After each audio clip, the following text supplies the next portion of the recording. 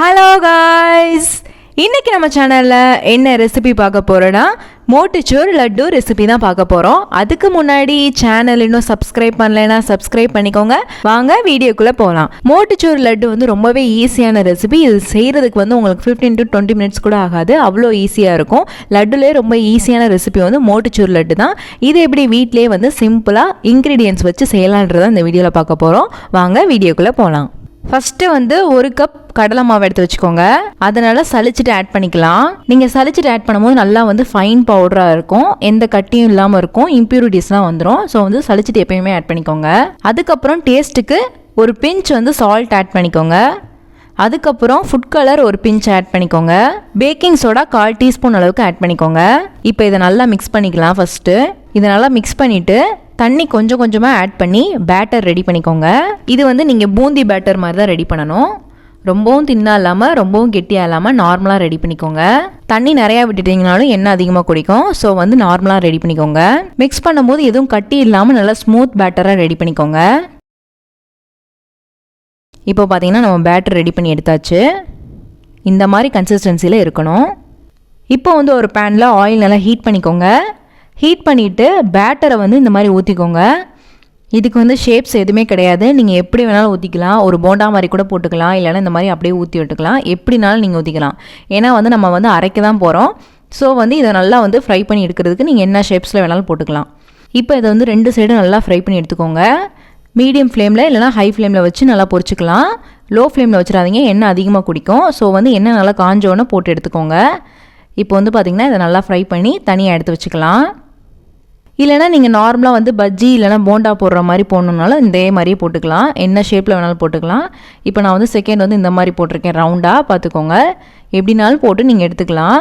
ஆனால் ரொம்ப மொந்தையாக போட்டுறாதீங்க, வேகிறதுக்கு லேட் ஆகும். ஸோ வந்து நார்மலாக ஊற்றிக்கோங்க. இந்த மாதிரி ஊற்றி தனியாக எடுத்து வச்சுக்கோங்க. அப்படி வந்து உங்களுக்கு அந்த மாதிரி வந்து போட்டு எடுக்க பிடிக்கல அப்படின்னா நீங்கள் பூந்தி மாதிரி கூட ரெடி பண்ணிக்கலாம். பூந்தி கரண்டி வச்சு இந்த மாதிரி வந்து பேட்டரை ஊற்றி பூந்தியை வந்து தனியாக ஃப்ரை பண்ணி எடுத்துகிட்டு அதுக்கப்புறம் கூட அரைச்சிக்கலாம். எப்படி ரெடி பண்ணாலும் ஓகே தான். இப்போ வந்து இந்த மாதிரி பூந்தியும் நான் ரெடி பண்ணி காமிச்சிருக்கேன், பார்த்துக்கோங்க. இது வந்து ஒரு 2 மினிட்ஸ் வச்சாலே போதும், நல்லா வெந்துடும். இதை நல்லா நம்ம ஃப்ரை பண்ணி எடுத்துகிட்டு நல்லா வடித்து வச்சுக்கோங்க.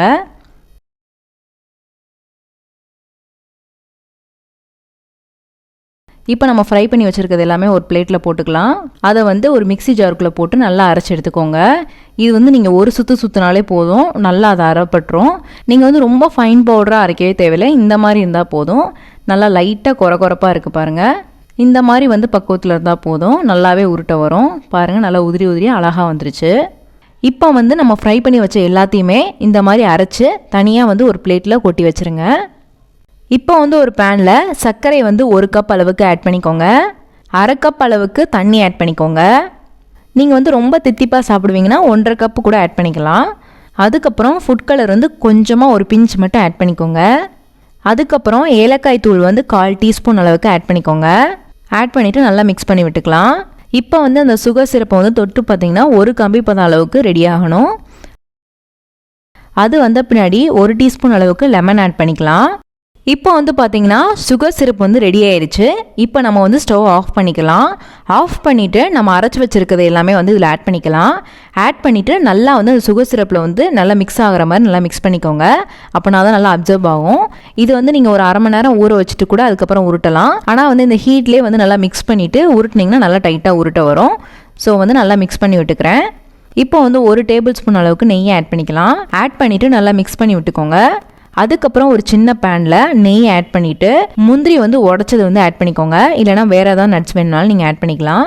இதெல்லாம் நெய்யிலே வறுத்துட்டு அதில் ஆட் பண்ணிக்கோங்க.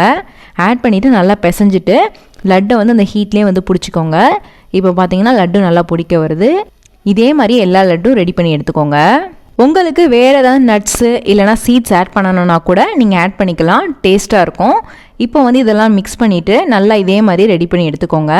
உங்களுக்கு வந்து கொஞ்சம் ட்ரையாக இருக்கிற மாதிரி ஃபீல் ஆச்சுன்னா நெய் வந்து இன்னும் கொஞ்சம் வந்து மெல்ட் பண்ணிவிட்டு நல்லா ஆட் பண்ணிக்கோங்க.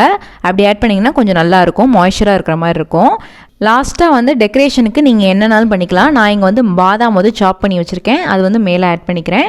உங்ககிட்ட வந்து சில்வர் லீவ்ஸ் இருந்துச்சுன்னா அது மேலே வந்து நீங்கள் ஆட் பண்ணிக்கலாம், நல்லாயிருக்கும் பார்க்குறதுக்கு.